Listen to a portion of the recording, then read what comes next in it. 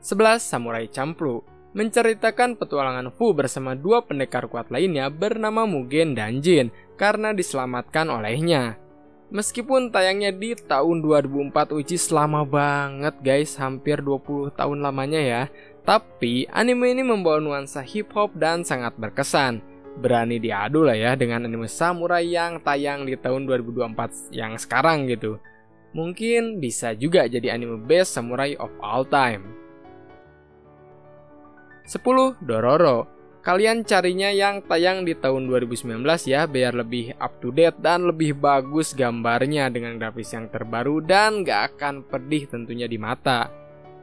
Menceritakan seseorang bernama Hyakimaru yang harus menghadapi sejumlah iblis untuk memperoleh bagian tubuhnya kembali. Di dalam perjalanannya, dirinya ditemani oleh seorang anak yang bernama Dororo. 9. Gintama. Mimin merasa kalau Gintama ini termasuk anime samurai yang luar biasa wah.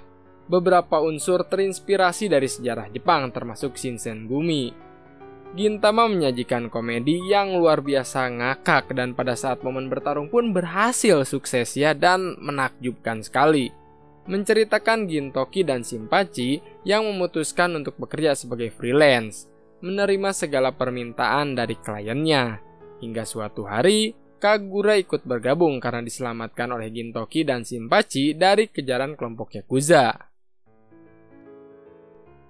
8. Drifters menceritakan Shimazu yang dikirim ke dunia fantasi ketika dirinya ini sudah berada di ambang kematian.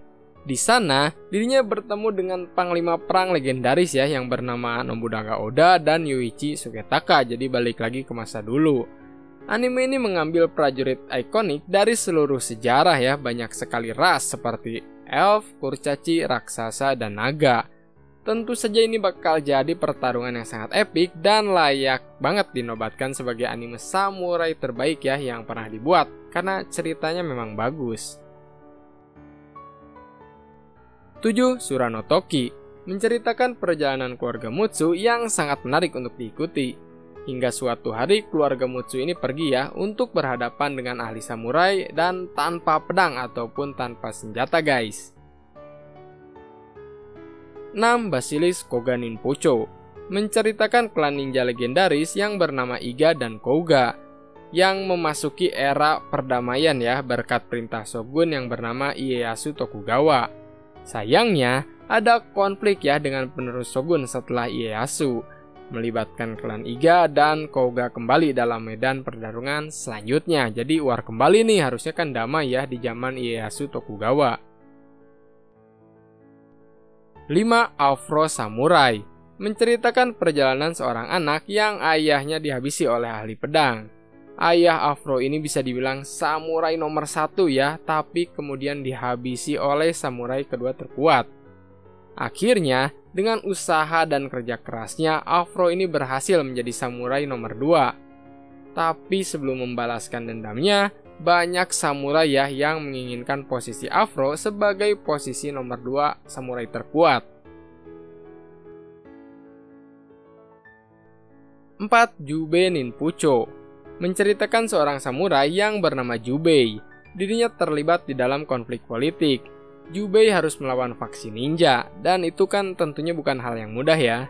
Sialnya, Jubei harus menyelesaikan masalah ini sendirian dan lawannya itu bukan Kroco guys.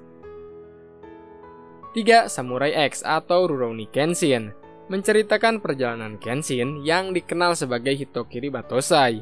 Setelah revolusi Meiji, dirinya menghilang dan menjadi pengembara. Untuk menebus dosa-dosanya di masa lalu, Kenshin menggunakan keahlian pedang untuk membantu orang-orang yang tertindas. Meskipun dengan pedang mata terbalik, Kenshin ini mampu berkali-kali ya menghempaskan lawan-lawannya.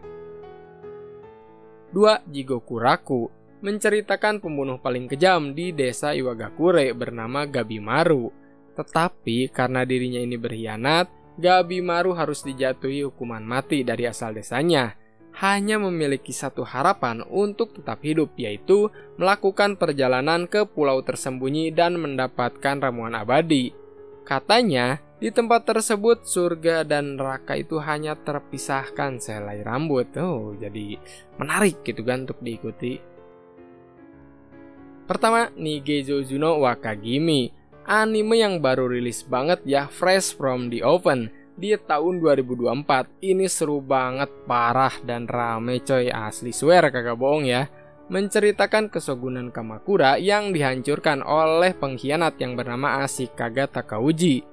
Setelah kehilangan segalanya dan jatuh di dalam jurang keputusasaan, Tokiyuki kemudian melarikan diri dan diselamatkan oleh Suwa Yorishige. Tokiyuki ini adalah salah satu pewaris sah dari kesogunan Kamakura yang seluruh keluarganya ini dihabisi ya. Sambil mempersiapkan perang selanjutnya, Tokiyuki kemudian mengumpulkan teman-teman yang dapat membantunya merebut kembali kesogunan Kamakura dari tangan Ashikaga Takauji, si pengkhianat.